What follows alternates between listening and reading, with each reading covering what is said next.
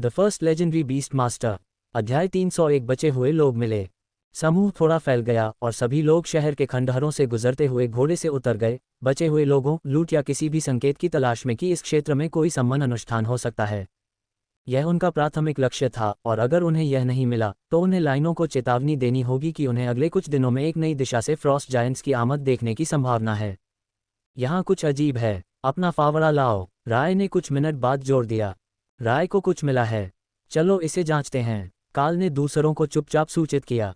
यहाँ शोर मचाना गलत लगा, जैसे कि शहर एक मकबरा था और एक स्तर की श्रद्धा का हकदार था, भले ही वे इसे लूटने के लिए यहाँ आए हों। दाना ने काल के पैक से फावड़ा निकाला और उसे दे दिया ताकि वह मलबे के माध्यम से खोदकर राय को जो कुछ भी मिला था उसे प्राप्त कर सके। बैरियर के साथ फावड़े ने थोड़े प्रयास से पत्थर को काट दिया और मलबे को साफ करने में केवल कुछ मिनट लगे, जबकि राय हर सेकंड में और अधिक उत्साहित हो रही थी। एक दरवाजा है, एक पत्थर का दरवाजा जो नीचे की ओर जाता है। जब उसे एहसास हुआ कि वह किस ओर खुदाई कर रहा है तो उसने दूसरों को सूचित किया। हाँ, इसे खोलो, अंदर ट्रीट है, मुझे यकीन है। काल दरवाजा खोलने के लिए मलबे के आखिरी हिस्से को हटाने ही वाला था कि टेसा उसकी आंखों में चमक के साथ उसके और राय के बीच आ गई। नहीं राय, तुम उन्हें नहीं खा सकते, उसने पवित्र जादू से भरी तेज आवाज में जोर दिया। मकड़ी ने पादरी को घूर कर देखा, जो स्पष्ट रूप से युद्ध देवी के प्रभाव में था। जब वह छिपे हुए खजाने का पता लगाने वाली थी तो वह इतनी आसानी से नरम पड़ने को तैयार नहीं थी। लेकिन कुछ सेकंड के बाद वह पीछे हट गई और सुरंग की ओर पीट करके टेसा को ये जीत दिला दी। ठीक है, मुझे वैसे भी कला के लिए उनकी वास्तव में आवश्यकता नहीं थी, मैं सिर्फ जमे हुए लोगों का इस्तेमाल करूंगी, उसने मुंह बनाया। काल ने दरवाज़ा खोला और टेसा के पीछे पीछे छुपी हुई सीढ़ियों से नीचे उतरा। उसने जो पाया वह एक छोटा कमरा था जिसमें कुछ दर्जन शराब के बैरल और एक दर्जन सेटाया बच्चे थे जो डर के मारे एक साथ बैठे थे और 2 दिन छिपने के बाद भी कुपोषित दिख रहे थे। टेसा ने उनका हाथ बढ़ाया। आराम करो छोटे बच्चों, हम उन्हें तुम्हें खाने नहीं देंगे। क्या तुम्हारे साथ कोई अभिभावक है? सेटायरों में सबसे करीबी गंदे नीले शॉर्ट्स में एक छोटा लड़का ने अपना सफ़ेद फर वाला सिर हिलाया। ठीक है, चलो तुम्हें यहाँ से बाहर निकालते हैं, युद्ध पादरी ने जोर दिया। काल एक पल के लिए भूल गया था कि रेड ड्रैगन के मन में युद्ध के अनाथों के लिए एक नर्म जगह थी और सेटायरों को जानवर माना जाता था, मानवता का दुश्मन नहीं, भले ही वे इन जैसे हानिरहित युवा गुलाम न हों। काल एक तरफ हट गया जब पादरी समूह को सीढ़ियों पर ले जा रहा था और फिर यह सुनिश्चित करने के लिए अंतिम जांच की कि वे किसी ऐसे व्यक्ति को न चुके जो हिलने डुलने के लिए बहुत भयभीत था। जगह खाली थी और फिर पूरी तरह से खाली हो गई क्योंकि रैमी ने बैरल लूट लिए। उसे परवाह नहीं थी कि उनमें क्या था, वे उसके मंदिर की वर्तमान सजावट के साथ अच्छी तरह से मेल खाएंगे, उसकी मूर्तियों के लिए एक सुंदर लकड़ी के प्लिंथ संग्रह की तरह। समूह टेसा को भ्रमित से लेकर परेशान तक की नज़रों से देख रहा था, जबकि राय ने सेटिस को देखते हुए लार टपकाने की इच्छा को रोका। अगर वे बेहतर स्थिति में होते तो शायद वह विरोध नहीं कर पाती, लेकिन ये बिल्कुल भी रसीले नहीं लग रहे थे। और हम इनके साथ क्या करने वाले हैं? टोरी ने पूछा जब उसने छोटे बच्चों की भीड़ देखी। एक पूर्ण विकसित सेटर्स 1.5 मीटर से कम लंबा था, काल की छाती की ऊंचाई पर। ये सभी कमर से कम ऊंचे, कुपोषित और डरे हुए थे। वे मूल्यवान गवाह हैं। जब वे इतने भयभीत नहीं होते तो वे हमें बता सकते हैं कि क्या हुआ था और फिर हम उन्हें वापस लाइनों में ले जा सकते हैं ताकि उन्हें कहीं सुरक्षित स्थान पर स्थानांतरित करने के लिए चर्च को सौंप दिया जा सके, उसने समझाया।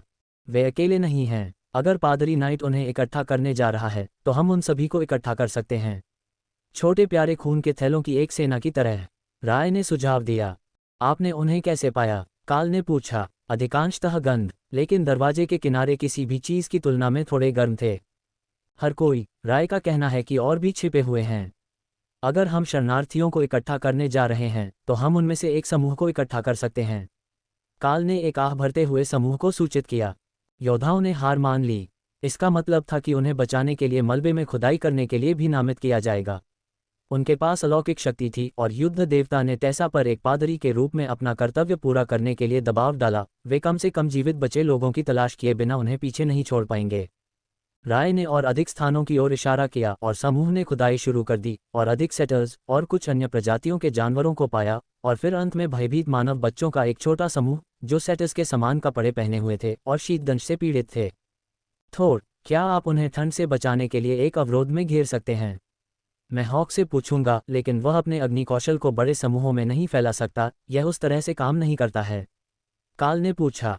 रिफ्रेशिंग लाइटनिंग ने वास्तव में आपको गर्म नहीं किया, लेकिन इसने सहनशक्ति को ठीक किया और ताज़ा किया, इसलिए जबकि ठंड अभी भी दर्दनाक थी कम से कम शीतदंश ठीक हो रहा था।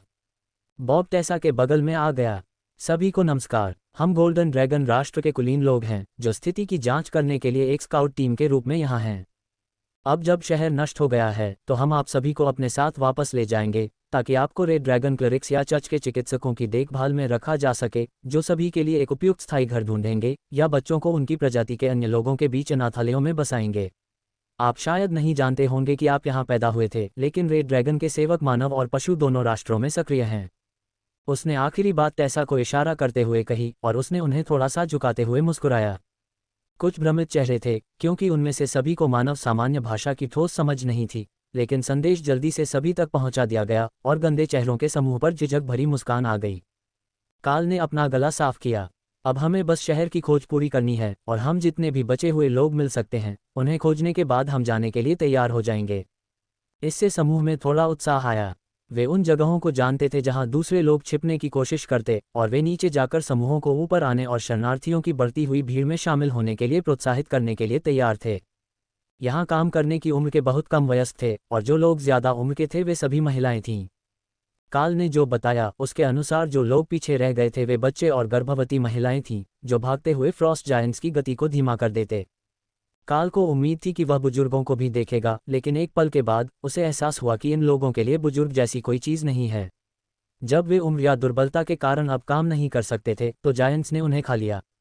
जब वे शहर के दूर के हिस्से में पहुंचे तो उनकी देखभाल में लगभग 100 लोग थे और बॉब इस बात को लेकर चिंतित था कि उनमें से बहुत से लोग जिस खराब स्थिति में थे उसके साथ वापस अग्रिम पंक्ति में पहुंचने की संभावना क्या होगी।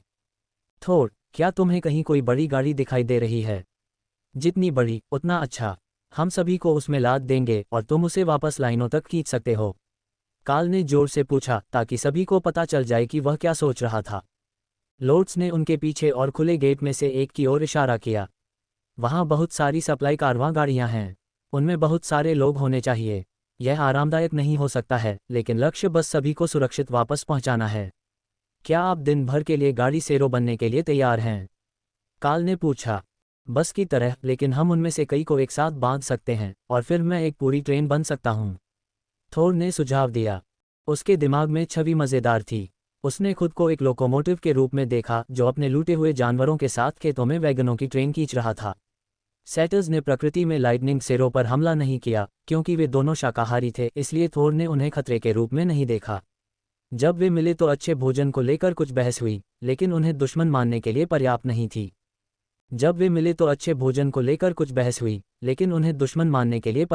थी। इस बात को ध्यान में रखते हुए थोर ने कुछ माउंट फीड पौधे दान कर दिए जो उसे डॉग से मिले थे जब वे पहली बार साथ थे।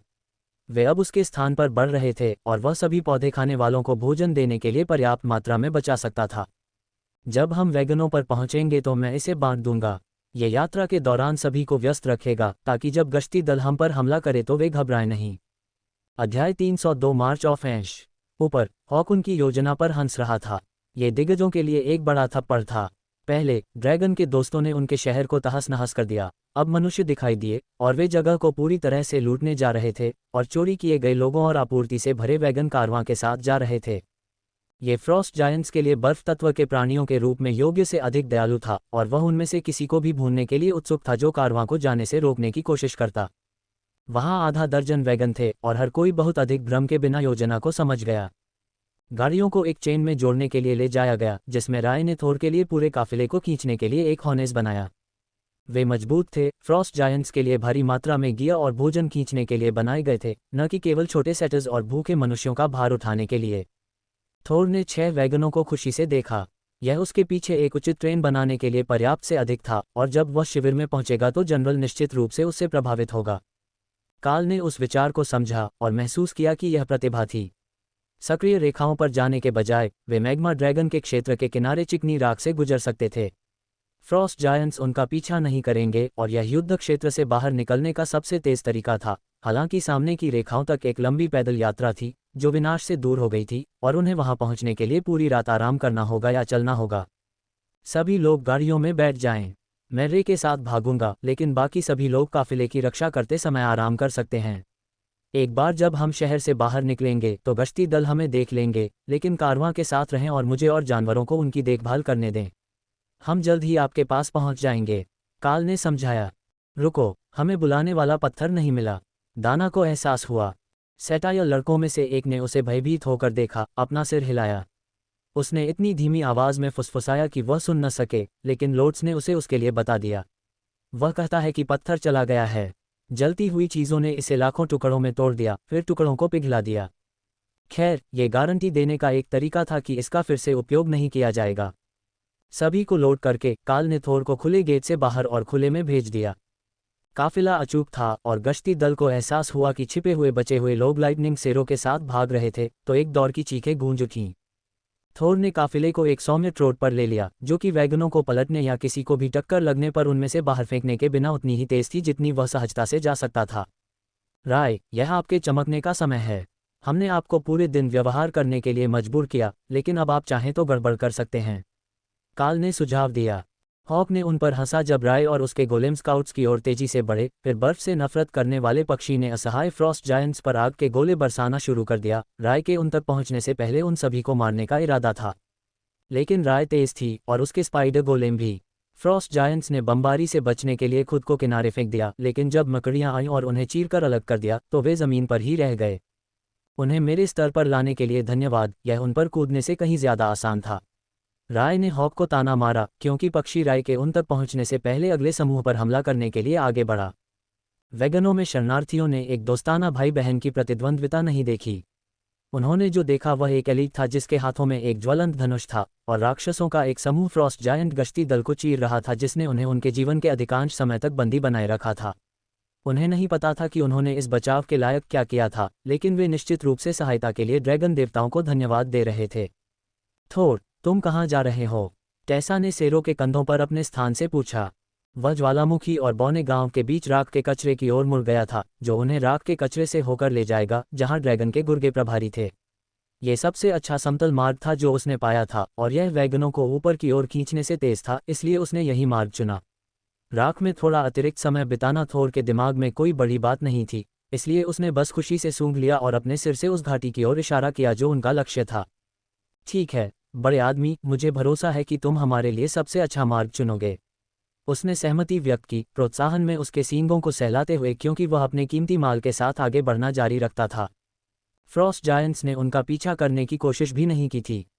वे काल और मकड़ियों द्वारा उनके गश्त पर किए जा रहे पूर्ण पैमाने पर हमले से बहुत चिंतित थे। उनमें से कोई भी आरोही बाईं ओर नहीं था, और यह ज्यादातर जागृत रैंक के प्रशिक्षुओं में से 20 में से मुश्किल से एक था जिन्हें ठीक इसी तरह की घटना को रोकने के लिए नियुक्त किया गया था।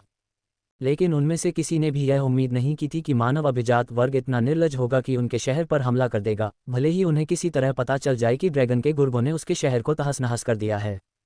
दूर से थोर ने पीछे हटने के लिए एक फ्रॉस्ट जायंट युद्ध हॉर्न की ध्वनि सुनी, और उसे पता था कि कुछ समय के लिए उनका कोई और पीछा नहीं करेगा। लेकिन उसने गति धीमी नहीं की और अपनी बाधा के अनुसार अपनी सहनशक्ति को ताज़ा करने के लिए गति बनाए रखी, ताकि वह पूरी रात यात्रा कर सके। काल और राय जल्द ही पकड़ लेंगे, क्योंकि वे उसकी वैगन ट्रेन से बहुत तेज थे। उन्हें बस भागते हुए फ्रॉस्ट जायंट्स के साथ खेलना खत्म करना था, और फिर वे संतुष्ट हो जाएंगे। हॉक, थोर के लिए स्काउट जाओ और रास्ता साफ रखो। मैं उनके पीछे हटने में कोई देरी नहीं चाहता। काल ने निर्देश दिया, क्योंकि उसने फ्रॉस्ट जायंट्स के अंतिम को दूरी में दूसरों के समान पीछे हटने के मार्ग का अनुसरण करते हुए देखा। यह मूल्यवान जानकारी थी, क्योंकि इससे उसे पता चला कि यह एकमात्र सुरक्षित दिशा में एक यादृच्छिक वापसी नहीं थी, बल्कि एक जानबूझकर किया गया विकल्प था कि वे कहाँ जा रहे थे। उसके पास उनके क्षेत्र का नक्शा नहीं था, लेकिन ये देश के केंद्र की ओर होना चाहिए, और संभवतः एक बड़े सुरक्षित क्षेत्र की ओर। ये वह जगह भी होनी चाहिए जहां उनके रॉयल रैंक के बुजुर्ग युद्ध के परिणाम की प्रतीक्षा कर रहे थे। वे ऐसी चीज नहीं थे जिसे काल बिना किसी अच्छे कारण के चुनौती देने के लिए तैयार हो, इसलिए उसने राय से कहा कि उन्हें भागने दें और उनके और थोर के बीच के क्षेत्र की तलाश करें ताकि काफिले में देरी करने वाली किसी भी चीज का पता लगाया जा सके। यह मजेदार था। हमें ऐसा अधिक बार करना चाहिए। क्या आपने उनके चेहरे देखे जब उन्हें एहसास हुआ कि हमने उनसे चुराया है? ये हॉक से भी बेहतर था जब उसे एहसास हुआ कि कोई उसका खाना चुरा रहा है। राय ने टिप्पणी की, क्योंकि वह जीवन के संकेतों की तलाश कर रही थी। बेवकूफ यति, मेरे सुअक हो रहे हैं।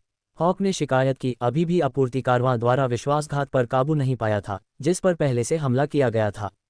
वे 30 मिनट के भीतर काफिले तक पहुंच गए, और एक तरफ गोलेम, दूसरी तरफ राय और काल और हॉक के नेतृत्व में कुछ दूरी पर उसके साथ साथ चले।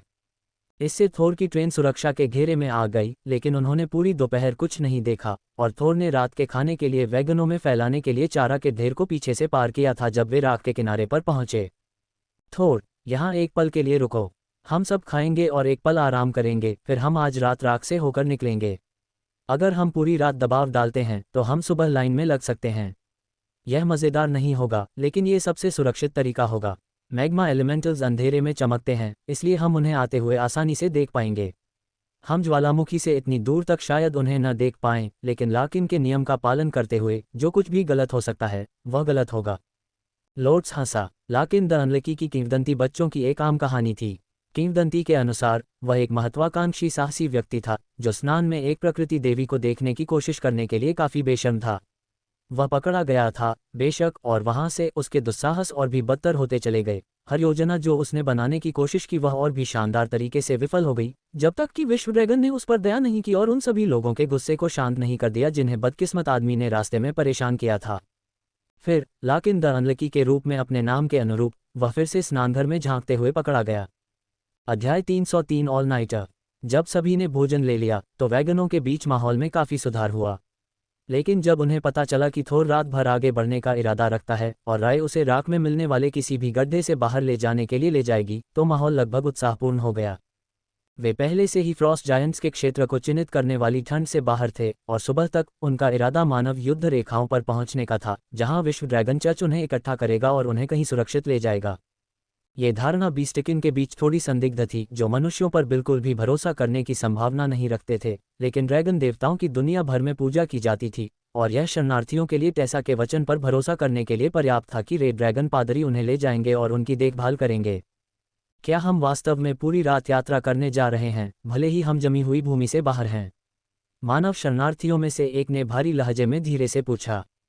हाँ, यह क्षेत्र मैग्मा ड्रैगन का है और हमें यकीन नहीं है कि उसके सेवक हमारी उपस्थिति पर कैसी प्रतिक्रिया देंगे, इसलिए हम रात में ही वहां से गुजरेंगे और यहाँ नहीं रुकेंगे। जितनी जल्दी हम आपको गोल्डन ड्रैगन राष्ट्र की सीमा की सुरक्षा में पहुंचा सकें उतना ही बेहतर होगा, टेसा ने समझाया। लड़की मुस्कुराए। मैंने इसके बारे में बहुत कुछ सुना है और अब मैं वास्तव में वहां से किसी से मिली हूं। मुझे कहना चाहिए, मुझे नहीं पता था कि मनुष्य इतने मजबूत हो सकते हैं। टेसा हंसी। ये विश्व ड्रैगन का आशीर्वाद है। तुम अभी भी युवा हो, इसलिए शायद तुम्हें भी एक दिन कोशिश करने का मौका मिले। हम सब देखेंगे कि हम 14 साल की उम्र में संगत हैं या नहीं। यह मनुष्यों के लिए बहुत अच्छी खबर थी। उनमें से कोई भी अभी 14 साल का नहीं था। वास्तव में उनमें से अधिकांश अभी 10 साल के भी नहीं थे। जो भी इतना बड़ा हो गया था कि वह जबरन मार्च के साथ चल सकता था, उसे फ्रॉस्ट जायंट्स ने भागते समय ले लिया था। खैर, ऐसा या फिर वे सड़कों पर मर चुके थे क्योंकि वे हमले शुरू होने पर जल्दी से सुरक्षित जगह पर नहीं पहुंच पाए थे। हमारे बारे में क्या हमें आशीर्वाद का मौका मिलता है? सेटाया बच्चों में से एक ने पूछा। टेसा ने कंधे उचका दिए। मैं ईमानदारी से नहीं जानती। हमारे देश में लगभग सभी इंसान हैं और मैं किसी और से नहीं मिली जो आशीर्वाद के अनुकूल हो। लेकिन मैं ये भी नहीं कह सकती कि क्या आप गोल्डन ड्रैगन नेशन में रहेंगे या वे आपको बीस्टिकिन टेरिटरीज में रेड ड्रैगन अनाथालय में शामिल करने की व्यवस्था करेंगे। ये बात उन्हें समझ में आई। जबकि कहीं भी सुरक्षित रहना उनके कल के जीवन से 1000 गुना बेहतर था, अन्य बीस्टिकिन के बीच रहने का एक निश्चित आकर्षण था।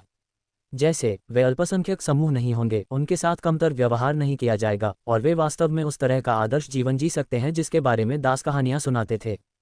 थोर ने उन्हें आगे खींचना शुरू कर दिया और राय सोने के लिए अपने स्थान पर लौट आई, जबकि स्पाइडर गोलेम को काल के आदेशों का पालन करने का निर्देश दिया गया। ये काफ़ी अच्छा होना चाहिए, और फिर जब हॉक रात के लिए अंदर जाएगा तो वह थोर का नेतृत्व करने के लिए फिर से बाहर आएगी। ऐसा नहीं है कि हॉक ऐसा नहीं कर सकता था।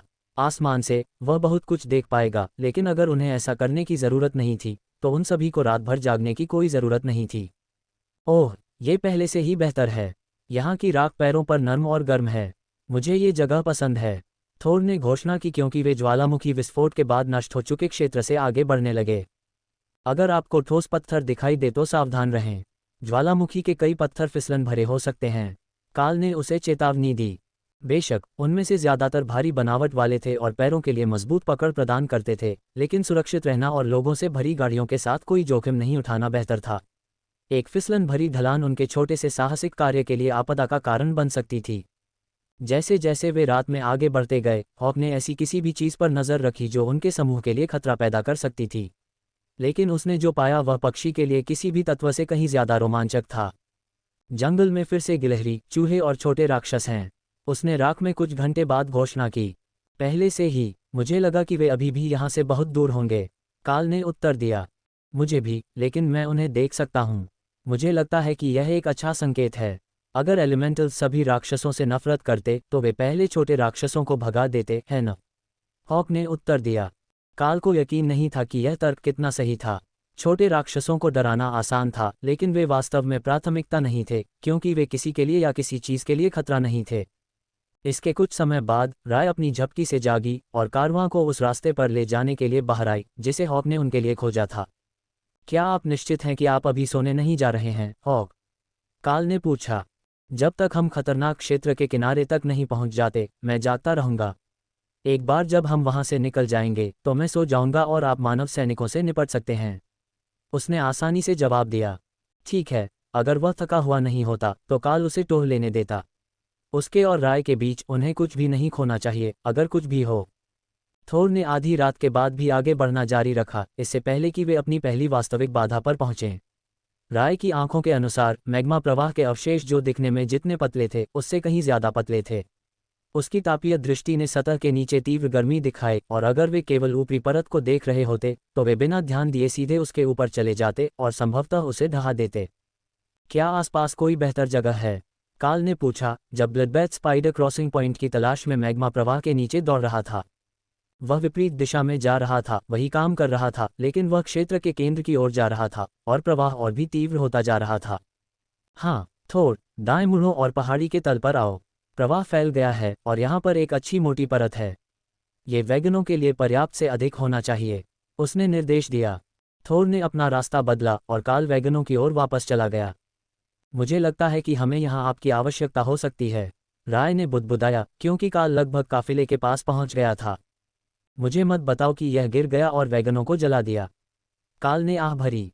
नहीं, हम इसे पार कर गए। अब हम बस थोड़ा फंस गए हैं। हॉक ने जिस मुख्य मार्ग की तलाश की थी उस पर वापस जाने के लिए दूसरी तरफ की जमीन वास्तव में पत्थर की लहरों से उबड़ खाबड़ है और पहिए गड्ढों में फंस रहे हैं। काल ने वैगनों की भटकती हुई लाइन के पास पहुंचते हुए सोचा कि यह आसानी से हल हो सकता है। सज्जनों और लेडी ओफेलिया, क्या मैं आपको एक पल के लिए यहाँ ले जा सकता हूँ? हमें वैगन के पहियों से वजन कम करने के लिए कुछ मजबूत भुजाओं की आवश्यकता है, जबकि वे पत्थर में लहरों को पार करते हैं। थोर का ट्रैक्शन खत्म हो रहा है, काल ने समझाया। ये चांदनी रात थी और उन्होंने ध्यान आकर्षित करने से बचने के लिए कोई रोशनी नहीं जलाई थी, इसलिए बाकी सभी की नज़र में वे अभी भी आगे बढ़ रहे थे और उन्हें एहसास नहीं हुआ कि कोई समस्या थी। कोई समस्या नहीं, हम में से प्रत्येक नीचे से एक को उठाएगा, बस इतना कि वे लकीरों पर चढ़ सकें। हमें इसे कितनी दूर तक करने की ज़रूरत है? बॉब ने पूछा। ज़्यादा दूर नहीं, 20 मीटर की दूरी पर हम फिर से चिकनी राख पर पहुंच जाएंगे। ये सुनिश्चित करने के लिए एक धीमी और सावधानीपूर्वक प्रक्रिया थी कि वे साइड लोड के साथ एक पहिया न तोड़ें, और टेसा ने उन पर एक प्रकाश जादू किया ताकि वे सभी देख सकें कि वे काम करते समय क्या कर रहे थे। फिर जब वे पुरानी सड़क पर थे, जो अब राख में एक चिकनी जगह थी, तो सभी वापस सवार हो गए, जबकि कालवे के साथ क्षेत्र को फिर से खतरों के लिए जांचने के लिए आगे बढ़ा। प्रगति उतनी अच्छी नहीं थी जितनी उन्होंने उम्मीद की थी, और यह और भी खराब हो गई क्योंकि वे सुबह के छोटे घंटों में राख से बाहर निकल गए। बर्फ के गिरने से पहले राख खत्म हो गई, और इसका परिणाम यह हुआ कि दूसरी तरफ के उष्णकटिबंधीय मौसम ने पूरे क्षेत्र को कीचड़ में बदल दिया, जिससे काल को बार बार दूसरों को जगाना पड़ा ताकि वे उन्हें बाहर निकाल सकें, क्योंकि थोर को फिसलन भरी पहाड़ियों पर पर्याप्त पकड़ नहीं मिल पा रही थी। लेकिन वे अंततः कीचड़ से बाहर निकल आए और सड़क के एक सख्त हिस्से पर पहुंच गए, जहां उन्होंने थोर को नाश्ता करने और आराम करने के लिए एक ब्रेक लिया जब तक कि सूरज उग न जाए। रेडियो और प्रसारण स्पष्ट था और सेना की रेखाएं हॉक की दृश्य सीमा के भीतर थीं, इसलिए उन्हें अपने गंतव्य तक पहुंचने में केवल 4 या 5 घंटे ही शेष थे। अध्याय 304 अनाथों का उद्धार। काल ने 15 मिनट की झपकी ली, क्योंकि वे सभी के नाश्ते के लिए उचित गर्म भोजन तैयार कर रहे थे और भुना हुआ मांस और पैनकेक्स की गंध से जाग गए। अच्छा समय है, हम सभी को परोसने के लिए तैयार हो रहे हैं। थोर ने सेटस के लिए भोजन दिया, जिन्हें रफेज की आवश्यकता है या उन्हें पेट में दर्द होता है। वे अभी भी हमारे साथ खा सकते हैं और खाएंगे, लेकिन बड़ी मात्रा में नहीं, लोट्स ने समझाया। काल ने धुंधली आवाज में सिर हिलाया, इससे पहले कि डग ने उसे अपने दिमाग को फिर से चालू करने के लिए एक मजबूत कप कॉफी दी। पूरी रात काम करने के बाद उसे बस यही चाहिए था। टीम के अधिकांश लोग सो चुके थे, हालांकि उसे कुछ लोगों को जगाना पड़ा ताकि वे मुश्किल हालात से निपट सकें। थोड़ी नींद ले लो, थोर हमें अंदर ले जा सकता है और अब जब सूरज उग चुका है तो हम कारवां की रखवाली करेंगे। कम से कम इस तरह, जब तक हम यात्रा पूरी नहीं कर लेते तब तक तुम्हें कुछ घंटे सोने को मिलेंगे। किलोमीटर दर किलोमीटर जमीन और भी ठोस होती जा रही है और सेना को पता है कि हम आ रहे हैं। जब तुम सो रहे थे तब उन्होंने रेड ड्रैगन क्लरिक्स को इस स्थान पर हवाई मार्ग से लाने की व्यवस्था की और जब हम पहुंचेंगे तो वे शरणार्थियों को संभालने के लिए वहां होंगे। डग ने समझाया, जबकि काल ने जीवन के शानदार काले अमृत को चखा और अपने विचारों को साफ किया। सेटर्स ने खुशी खुशी काल के लिए एक वैगन में जगह बनाई और काल कोने में किनारे पर पीछे की ओर झुक गया ताकि वह देख सके कि उसे जागने की जरूरत है या नहीं। बेहोश होने से पहले उसने वहां नाश्ता किया और कुछ सेकंड बाद ही उसके कंधे पर एक हल्की थपकी ने उसे जगा दिया। सर, हम सेना के शिविर से 10 मिनट की दूरी पर हैं। योद्धा आदमी अभी अभी एक स्काउट से मिला है और वे हमें अंदर ले जा रहे हैं। लड़कों में से एक ने फुसफुसाया। धन्यवाद, मैं आगे दूसरों के साथ शामिल हो जाऊंगा, काल ने शांति से उत्तर दिया, फिर धीरे से खिसक गया ताकि जब वह बाहर निकले तो वैगन को बहुत ज्यादा न हिलाए। काल ने अपनी जगहें जांची और पाया कि रे और हॉक दोनों पहले से ही सो चुके थे। अब कोई और खतरा नहीं था जिस पर उन्हें ध्यान देने की जरूरत थी, इसलिए जब तक संभव था उन्होंने सो लिया। सेना के शिविर के अंदर अपने खतरे हो सकते थे, लेकिन वे खतरे मानवीय थे और मनुष्य उनसे अपने आप निपट सकते थे। जैसा कि किस्मत में था, उन्हें शिविर तक जाने की जरूरत नहीं थी। लाल वस्त्र पहने मौलवियों का एक बड़ा समूह उनका स्वागत करने के लिए बाहर भागा, जो थोर की पीठ पर टेसा की उपस्थिति से आकर्षित हुए। पुजारिन, तुम्हें इतना शानदार घोड़ा कहाँ से मिला? तेज तर्रार उच्च पुजारिन ने पूछा, जिसके कानों के ऊपर ड्रैगन के सींग थे और उसके सिर के बीच में कांटों की एक लकीर थी, साथ ही स्लॉटेड गोल्डन ड्रैगन आंखें थीं। ये या तो ड्रैगन के खून का पक्का संकेत था या उसकी देवी की कृपा का, या अधिक संभावना दोनों का। इस रूप ने जानवर को सहज महसूस कराया। अगर उन्होंने किसी ऐसे व्यक्ति को भेजा होता जो स्पष्ट रूप से उनसे मिलने के लिए इंसान नहीं था, तो ये लोग इतने बुरे नहीं हो सकते थे। वह कमांडर काल का एक बंधुआ साथी है जो मेरी बाईं ओर है, उसने समझाया। उच्च पुजारिन ने काल को चौंक कर देखा, जिससे उसे आश्चर्य हुआ कि क्या उसके चेहरे पर कुछ है। उसने कुछ समय से दाढ़ी नहीं बनाई थी और जब वे राख में से गुजर रहे थे तो वह वैगन में सो रहा था, इसलिए वह संभवतः एक खनिक की तरह दिख रहा था जो अभी शिफ्ट के बाद सतह पर आ रहा है। सौभाग्य से जब वे राख में घुसे तो उसने अपना सफ़ेद लबादा उतार दिया था, क्योंकि यह वातावरण के लिए बहुत गर्म था, ताकि वह कम से कम एक साफ परत तो पहन सके।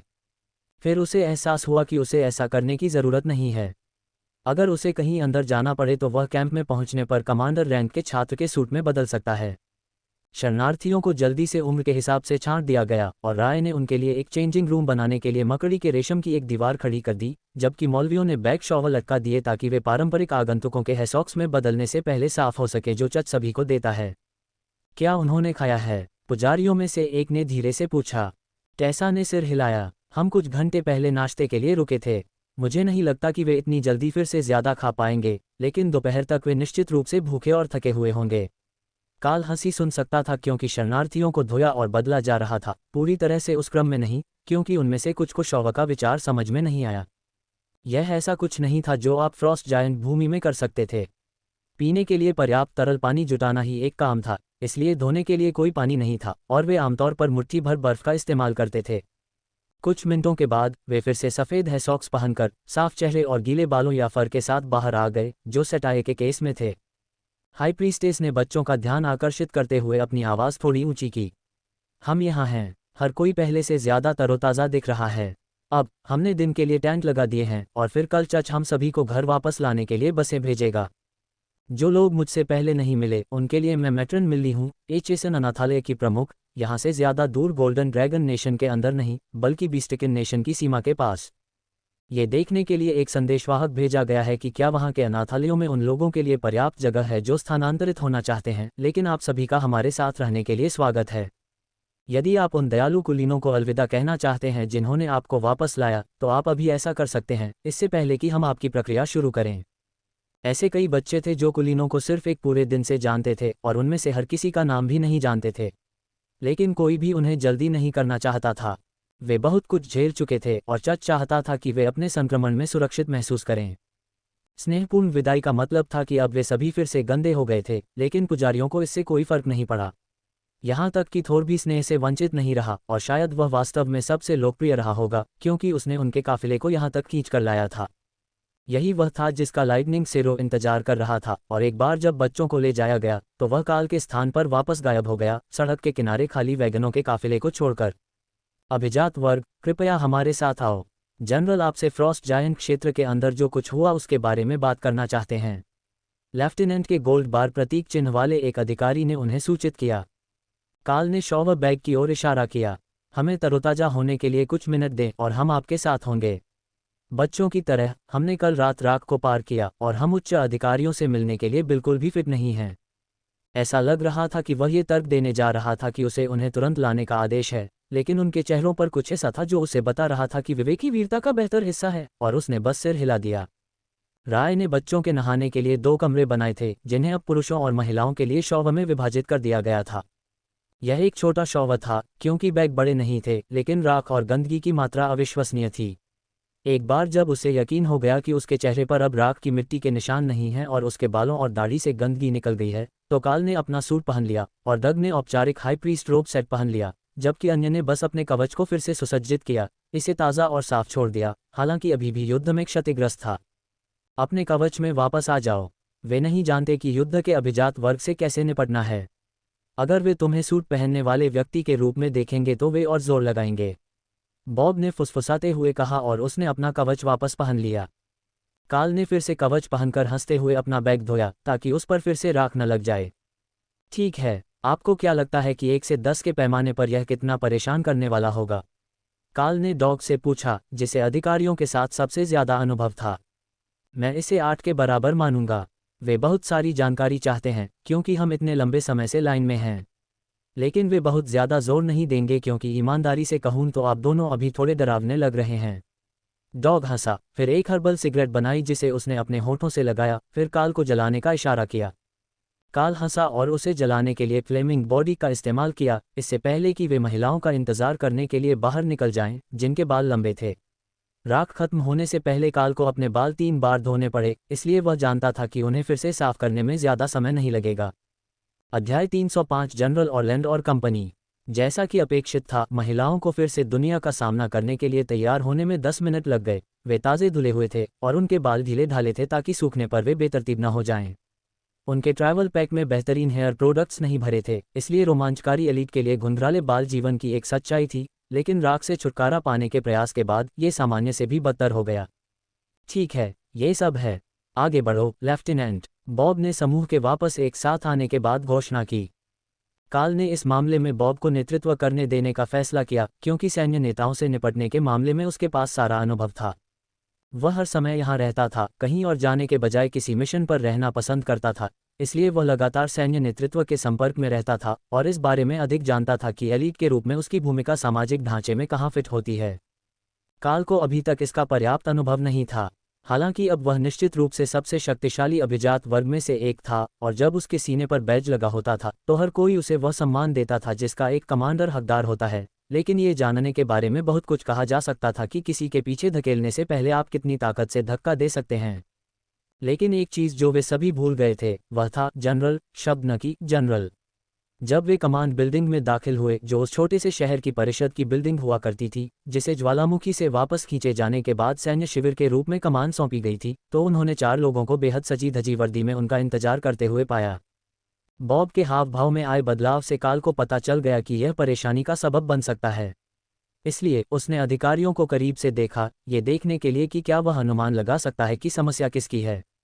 सभी जनरल अभिजात वर्ग नहीं थे, उनमें से अधिकांश इसके लिए बहुत बूढ़े थे और अनुभव के आधार पर कमान संभालते थे। लेकिन ये चारों अभिजात वर्ग थे और आश्चर्यजनक रूप से उनमें से एक रॉयल रैंक का अभिजात वर्ग भी था। बॉब के हाव भाव में आए बदलाव का यही कारण रहा होगा। कमांडरों से भरे कमरे में बॉब जैसे भाड़े के सैनिकों के लिए सैन्य रैंक का कोई खास महत्व नहीं था, लेकिन आम नागरिक अभिजात वर्ग के लिए भी रॉयल रैंक जनरल के पास अभी भी उनके पास अपनी शक्ति के स्तर के कारण अधिकार था। एक जनरल के पास अपने सैनिकों पर जितनी शक्ति होती है उतनी नहीं, लेकिन इतनी शक्ति कि वह आसानी से उनके तैनाती आदेशों को बदल सकता था और कोई भी इस पर सवाल नहीं उठाता। बॉब कमरे के बीच में रुक गया, उसके दोनों ओर काल और डग थे। जनरलों, आप सभी को फिर से देखकर खुशी हुई, हालांकि मुझे कहना होगा कि मैं आप सभी को एक ही स्थान पर देखकर आश्चर्यचकित हूं। उसने शुरू किया। कमांडरों की तिकड़ी के बीच देखते हुए जनरलों ने उसकी टिप्पणी पर हंसी उड़ाई। रॉयल रैंक जनरल ने सीधे चेहरे और कर्कश आवाज के साथ उत्तर दिया। हाँ, एक ही स्थान पर 3 कमांडरों को देखना कुछ असामान्य है न? लेकिन चलिए विनम्रता को छोड़ देते हैं। फ्रॉस्ट जायंट्स का क्या हुआ? सुदृढ़ीकरण बंद हो गया है। हमारे स्काउट्स ने हमें बताया है कि शहर ऐसा लग रहा है जैसे कि वह नष्ट हो गया है, और आप पूरे क्षेत्र में एकमात्र अग्रिम टीम थे। बॉब ने कंधे उचका दिए। काश हम इस सब का श्रेय ले पाते, लेकिन हम केवल आंशिक रूप से ही जिम्मेदार हैं। हम जितनी जल्दी हो सके सुदृढ़ीकरण को मार रहे थे, लेकिन वे हर दिन और अधिक बनाने के लिए शमन मैजिक प्रकार के क्लोनिंग मंत्र का उपयोग कर रहे थे। यह मैग्मा ड्रैगन के सेवक थे जिन्होंने शहर पर हमला किया और संभवतः या तो मंत्र को नष्ट कर दिया, या इसके कुछ घटकों को और फ्रॉस्ट जायंट्स को शहर छोड़ने के लिए मजबूर किया। मैग्मा ड्रैगन का प्रभाव अंतर्देशीय क्षेत्र में फैल रहा है और जल्द ही वह पूरा क्षेत्र पिघल जाएगा। शहर से 1 किलोमीटर नीचे एक ज्वालामुखीय गर्म झरना है, और हम जो बता सकते हैं उसके अनुसार इसकी तीव्रता बढ़ रही है। केवल यही बात फ्रॉस्ट जायंट्स को इस क्षेत्र में लौटने से रोकेगी जब तक कि उनका जादू ड्रैगन द्वारा किए गए सभी कामों को खत्म नहीं कर देता। जब उनके सहायक नोट्स ले रहे थे तो जनरलों ने सिर हिलाया। इसी तरह की घटनाएं सीमा पर भी हुई हैं। किसी भी कारण से ऐसा प्रतीत होता है कि अधिकांश सम्मन मंत्र फंसे हुए ड्रैगन एल्डर्स के ऊपर रखे गए थे, और अब जब वे आज़ाद हैं तो फ्रॉस्ट जायंट्स वास्तव में परेशानी में हैं। हमें ये जानने की ज़रूरत है कि वे कितनी परेशानी में हैं। पहाड़ी और पर्वतीय दिग्गज हमें सीमा के अन्य हिस्सों में इतनी परेशानी दे रहे हैं कि अगर हम पर हमला नहीं किया जाता है तो हम यहाँ बैठने के लिए जनशक्ति नहीं छोड़ सकते। जनरल ने जोर दिया। क्या नई बर्फ पिघलनी शुरू हो गई है? बॉब ने पूछा। जनरलों ने सिर हिलाया। वास्तव में न केवल बर्फ पिघलनी शुरू हो गई है, बल्कि प्राकृतिक मौसम भी लगभग पुरानी सीमा पर वापस आ गया है, ज्वालामुखी के आसपास के क्षेत्र को छोड़कर जहां बर्फ और भी पीछे हट गई है। युद्ध से पहले वह ज्वालामुखी फ्रॉस्ट जायंट्स की सीमा के भीतर था, और अब उसके 30 किलोमीटर अंदर तक सब कुछ पिघल गया है। तो फिर वास्तविक युद्ध रेखाएं क्या बची हैं? यहाँ कुछ भी नहीं था। अगर वहाँ कुछ होता तो हम उसे पार कर जाते। बॉब ने सीधे पूछा। रेखा का ये हिस्सा अभी भी सिर्फ मैग्मा ड्रैगन के आक्रमण से बचने के लिए बना हुआ है। अगला दर्रा भी अब फ्रॉस्ट जायंट्स द्वारा पूरी तरह से असुरक्षित है, क्योंकि हमारे सैनिकों ने आज सुबह ही एक धक्का मुक्की पूरी की और सभी प्रतिरोधों को समाप्त कर दिया। अगले 2 दर्रे अभी भी लड़ रहे हैं, लेकिन उसके उत्तर में फ्रॉस्ट जायंट्स ने सब कुछ छोड़ दिया है, और कोई नहीं जानता कि वे युद्ध समाप्त कर रहे हैं या बड़े हमले के लिए पीछे हट रहे हैं। बॉब ने समझ में सिर हिलाया। ठीक है, हम आपको इसके बारे में ज़्यादा नहीं बता सकते, लेकिन हम आपको बता सकते हैं कि लाइन के इस हिस्से में निकट भविष्य में फ्रॉस्ट जायंट्स को देखने की संभावना नहीं है। वे पहले ही मैग्मा एलिमेंटल्स के हाथों एक बड़ा शहर खो चुके हैं। ऐसा नहीं लगता कि ड्रैगन के सहयोगी इस दिशा में शत्रुतापूर्ण हैं। हालांकि हमने अपनी दिशा में विस्तार करने के प्रयासों का कोई सबूत नहीं देखा, केवल शहर की ओर जहां फ्रॉस्ट जायंट्स की सेना का मुख्य भाग स्थित था। एक बार युद्ध जीतने के बाद मैग्मा ड्रैगन की सेना पीछे हट गई और शहर पर कब्जा करने का प्रयास नहीं किया। जब हम अंदर दाखिल हुए तो कोई लड़ाका नहीं बचा था। शहर के बाहर फ्रॉस्ट जायंट गार्ड्स की केवल एक सांकेतिक सेना बची थी, जब बाकी लोग भाग गए थे। जनरलों ने एक लुढ़का हुआ नक्शा निकाला, जिसे एक सहायक ने कई नीले पत्थरों के साथ एक तह टेबल पर स्थापित किया। ये फ्रॉस्ट जायंट्स के ज्ञात जनसंख्या केंद्र हैं। लाल पत्थर फ्रॉस्ट जायंट्स की संख्या है जो इस संघर्ष के दौरान मारे गए हैं, जनरल ने समझाया। लाल पत्थर अभी भी स्थापित किए जा रहे थे, लेकिन पहले से ही वे नीले पत्थरों की तुलना में बहुत अधिक संख्या में थे, और वे ठीक उसी जगह पर जमा थे जहां काल और अन्य लड़ रहे थे। काल को शायद गणित की कक्षा बहुत पसंद नहीं थी, लेकिन ये काफ़ी स्पष्ट था कि फ्रॉस्ट जायंट्स की ज्ञात आबादी संघर्ष शुरू होने के बाद से अपनी युद्ध रेखाओं पर मारे गए फ्रॉस्ट जायंट्स की संख्या का लगभग 1/3 थी। उन्होंने युद्ध में भेजने के लिए अपनी आबादी से 3 गुना अधिक लोगों को बुलाया है। डग ने तबाही के पैमाने से चौंकते हुए पूछा। उनमें से सभी को बुलाया नहीं गया है, लेकिन करीब करीब बुलाया गया है, हाँ। इसलिए यह बहुत ज़रूरी है कि हम पता लगाएं कि बुलाने की रस्म की सामग्री का क्या हुआ। अफवाह या अनुमान नहीं, हमें इस बात का ठोस सबूत चाहिए कि वे ये कैसे कर रहे हैं, और उन जगहों का भी जहां उन्हें जबरन रोका गया है। समस्या यह है कि पिछले कुछ हफ्तों में कई संदिग्ध जगहें प्राकृतिक आपदाओं की वजह से आई हैं, और अब हमारे पास उन सभी की तलाशी लेने के लिए सैनिक नहीं हैं। जनरल ने सहमति जताई। डग ने अपने सिगरेट का एक लंबा कश लेते हुए एक उदास हंसी दी। मुझे संदेह है कि आपके अगले वाक्य में हालांकि शब्द आ रहा है। जनरल के चेहरे पर हल्की मुस्कान आ गई, क्योंकि उसने देखा कि बेपरवाह हाई प्रीस्ट उनकी मीटिंग के बीच में ही एक बहुत ही हाई प्रीस्ट बन गया। आप बिल्कुल सही कह रहे हैं। हमारे पास आप सभी के लिए एक आधिकारिक मिशन है। हमारे पास आपके लिए एक स्थान है जिसकी खोज करनी है। इस स्थान पर पहले बड़ी संख्या में सैन्य टुकड़ियां आती जाती थीं, फिर अचानक बिना किसी हमले के संकेत के रुक गईं। ये स्थान दुश्मन की सीमा के भीतर है और इस परिसर पर वर्तमान में रॉयल रैंक फ्रॉस्ट जायंट और उसके अनुचरों का कब्जा होने का संदेह है। जनरल ने उत्तर दिया, तो यह एक जाल है, हम जानते हैं कि यह एक जाल है और आप चाहते हैं कि हम किसी भी तरह इसे फंसाएं ताकि हम रॉयल रैंक फ्रॉस्ट जायंट को मार सकें। डग ने अपने हाथ की एक अस्पष्ट लहर के साथ पूछा। उचित मुआवजा दिया जाएगा। जनरल ने सहमति व्यक्त की। उनकी कर्कश आवाज ने वादे को धमकी या शोक संतप्त परिवारों के लिए प्रतिपूर्ति के वादे की तरह अधिक बना दिया। अन्य जनरलों में से एक मोटा युवा व्यक्ति जिसका चेहरा वर्षों से शराब पीने की लत से भरा हुआ था, बातचीत में शामिल होते ही उन पर मुस्कुराया। ये वैकल्पिक नहीं है। अध्याय 306 वापस भेजा गया। काल ने आत्मसंतुष्ट जनरल की ओर आंखें घुमाईं। ठीक है, मेरे पास अभी भी मेरे छात्रावास के कमरे के लिए ट्रॉफी के रूप में रॉयल रैंक का सिर नहीं है। मुझे लगता है कि फ्रॉस्ट जायंट ही काफ़ी होगा। डिस्प्ले केस के लिए थोड़ा बड़ा है, लेकिन जीवन ऐसा ही है, उसने जवाब दिया, जबकि बाकी सभी रुक गए, जनरल द्वारा उन्हें किसी ऐसी चीज़ में उकसाने की कोशिश के बावजूद जो उन्हें उनके रिकॉर्ड पर एक काला धब्बा लगाने का बहाना दे। जनरल ऑरलैंड, रॉयल रैंक के जनरल, जिनकी आवाज़ कर्कश थी, जिसके बारे में काल को संदेह था कि यह उनके कॉलर और टाई के नीचे छिपी हुई पिछली गले की चोट के कारण हो सकता है, ने उन्हें एक जानकार मुस्कान दी। हमेशा की तरह जब नौकरशाही उपाधियों वाले अभिजात वर्ग भाड़े के अभिजात वर्ग से मिले तो यह एक डिकमाप प्रतियोगिता में बदल गया था। युद्ध में कठोर जनरल अच्छी तरह से जानता था कि उसका आत्मसंतुष्ट समकक्ष उनके समूह की गति के साथ भी नहीं चल सकता था, और उसने अपने जीवन में शायद कभी अपने रैंक या उससे ऊपर के राक्षस को नहीं मारा था। इसलिए काल के लिए उसे उकसाने का सबसे आसान तरीका था रॉयल रैंक के दुश्मन की मौत को सिर्फ एक और ट्रॉफी हंट की तरह लेना। और यह काम कर रहा था। अगर यह इतनी छोटी सी बात है तो मैं जल्द ही आपकी सफलता की सकारात्मक खबर सुनने की उम्मीद करूंगा, मोटे आदमी ने जवाब दिया। अच्छी चीज़ों में समय लगता है जनरल, एक अच्छी तरह से पके हुए भोजन की तरह। आपको तब तक धैर्य रखना चाहिए जब तक कि सब कुछ ठीक न हो जाए। मुझे लगता है कि आप उस विशेष प्रत्याशा से परिचित हैं। काल ने सहमति जताई। जनरल ऑरलैंड ने उन दोनों के बीच घूर कर देखा और पहली बार अपनी आवाज़ ऊंची की। बस, आप दोनों इसे बंद करें या इसे बाहर ले जाकर युद्ध परीक्षण करें। मिशन की मांग केंद्रीय सरकार द्वारा की गई है और ब्यूरो ऑफ एलीट डेवलपमेंट और सेना द्वारा आवश्यकतानुसार अनुमोदित किया गया है। आपकी संयुक्त टीम को क्षेत्रीय ड्रॉ द्वारा स्वेच्छा से चुना गया है, इसलिए मैं आपको स्थिति के बारे में हमारे पास मौजूद जानकारी प्रदान करूंगा, उसने जोर दिया। फिर उसने युद्ध परीक्षण शब्द कहे। मोटे जनरल ने अपना सिर दूसरी ओर घुमा लिया। अब उसे लड़ने का मन नहीं कर रहा था, इसलिए काल ने हाथ में मौजूद काम पर ध्यान केंद्रित किया। वह एक मसालेदार है ना? जनरल ने दूर दाईं ओर बैठे हुए डॉग से फुसफुसाते हुए कहा। जब जनरल ऑरलैंड ने उस गुफा के आसपास की स्थिति को रेखांकित करना शुरू किया जहां रॉयल रैंक जायंट के छिपे होने का संदेह था, वह बहुत विनम्र और विनम्र हुआ करता था। मुझे लगता है कि उसे यह अपने बंधुआ जानवरों से मिल रहा है।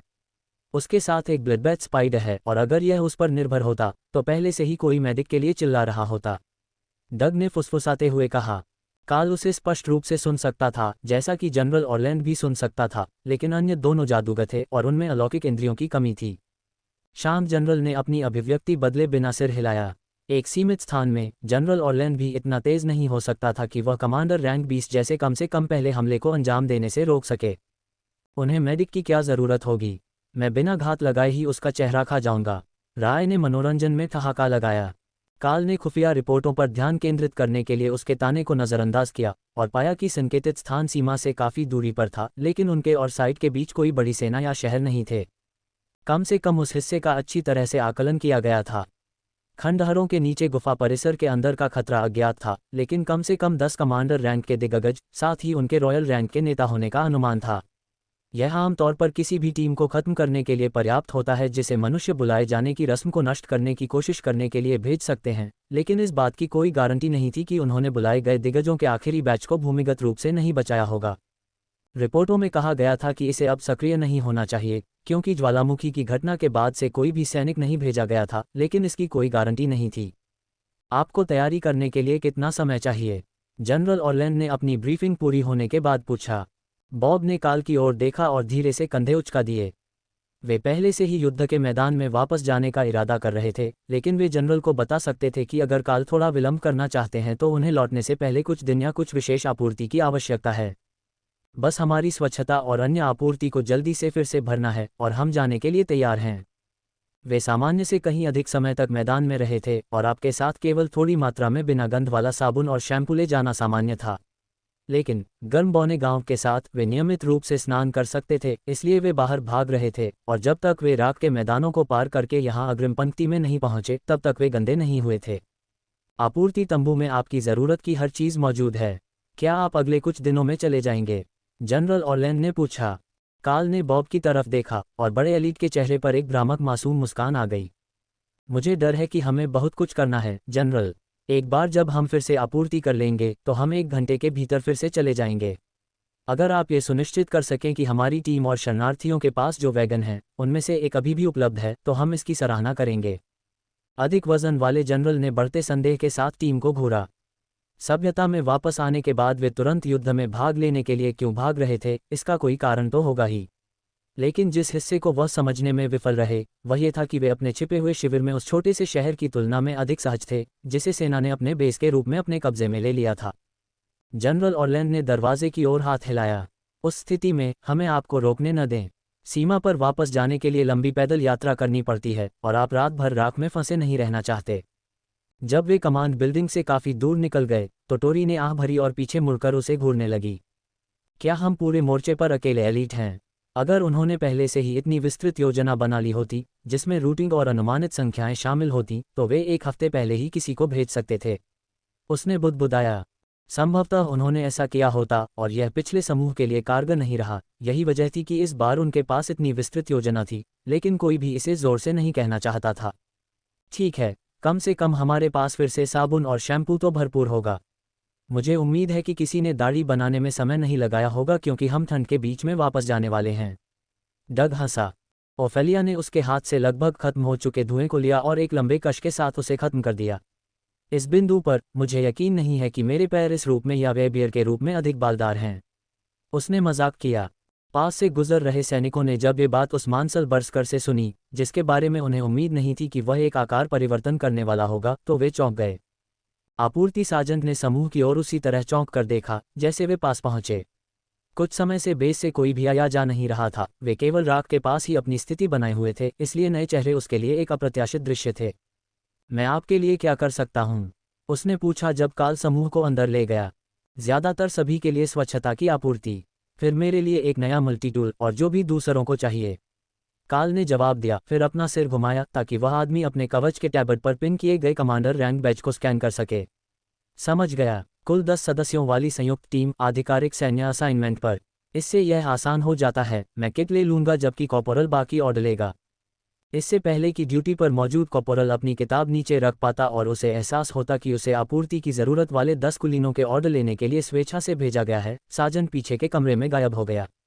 यात्रा के दौरान सभी ने कुछ न कुछ तोड़ दिया था या घिस गया था और ठंड में वापस जाने से पहले इसे ठीक करने का यह उनका आखिरी मौका था।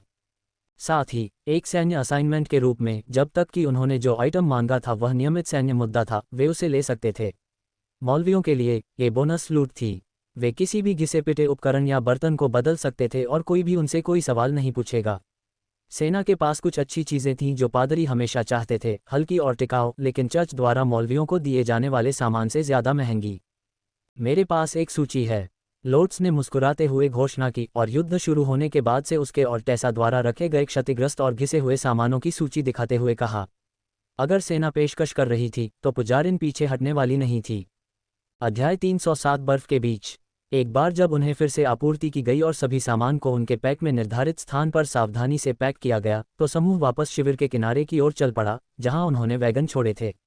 सैनिक उन्हें आने के कुछ ही घंटों बाद वापस जाते देखकर चौंक गए, लेकिन जो लोग लंबे समय से वहां थे वे समझ गए कि समूह शायद किसी परेशान करने वाली चीज से भाग रहा था। योजना ये थी कि दाना के 2 स्टोन गोलेम को समूह को खींचने के लिए मुख्य वैगन से जोड़ा जाए जबकि वे बाकी को पीछे छोड़ दें। इससे सभी के लिए वापसी की यात्रा बहुत आसान और तेज हो जाएगी क्योंकि विशाल की आरामदायक जॉगिंग जादूगरों और मौलवियों के लिए दौड़ने की गति थी।